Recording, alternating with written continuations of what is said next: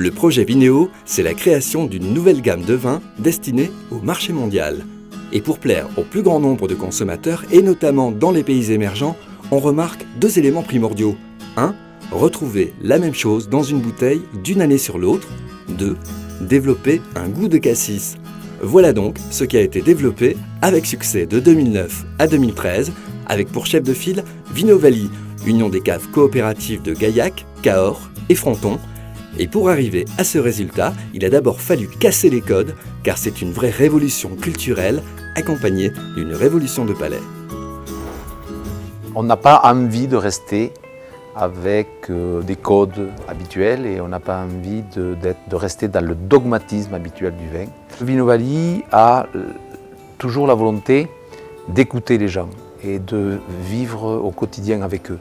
Et ce qui nous importe, c'est d'essayer de comprendre qu'est-ce qui pourrait bien leur faire plaisir.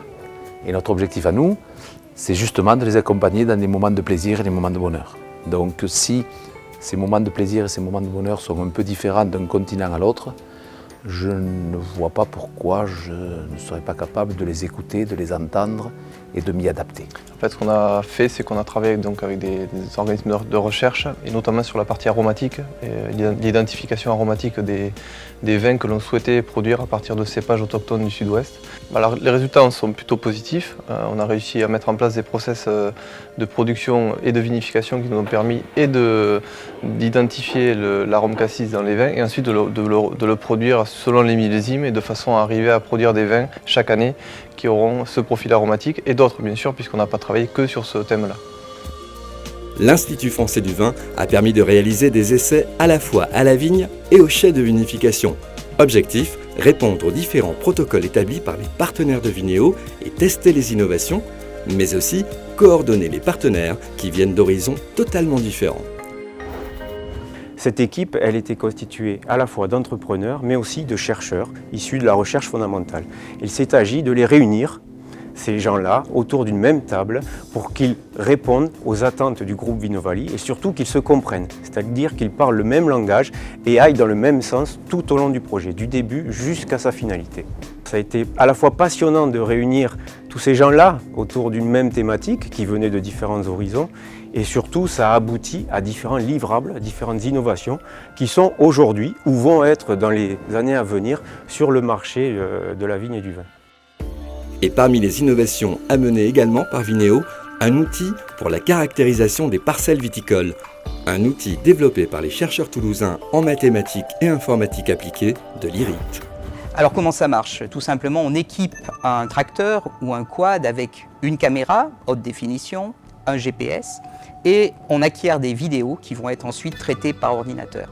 On veut que l'ordinateur voit un certain nombre de choses, des pieds de vigne manquants, ou voit la quantité de feuilles, c'est ce qu'on appelle la densité foliaire, et ce qui est un paramètre très utile pour les vignerons pour estimer le rendement ou par exemple doser tout simplement les traitements. Et ce prototype est en attente aujourd'hui d'un partenaire industriel pour envisager un transfert dans les mois à venir.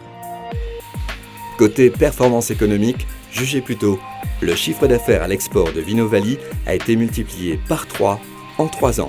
15 emplois créés et autant d'embauches prévues d'ici 2016. Aujourd'hui, le pôle travaille avec la Toulouse School of Economics pour mieux évaluer les retombées économiques des projets terminés et Vinéo semble remarquable. Les entreprises du projet Vinéo ont une valeur ajoutée exactement égale au quart du chiffre d'affaires du groupe.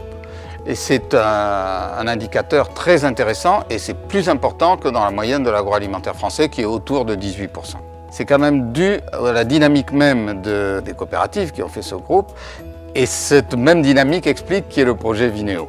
Donc il faut être prudent sur les conclusions. Mais d'ores et déjà, on sait que le projet Vinéo va apporter encore des progrès dans la marge, la valeur ajoutée de ces entreprises. Les montants financiers pour ces néo-vins a été de 2,6 millions d'euros, plus de la moitié financés par des aides publiques. Même si Vinéo est terminé, la recherche de la dive bouteille se poursuit, une bouteille chère à François Rabelais, mais qui doit rester bon marché et à consommer avec modération.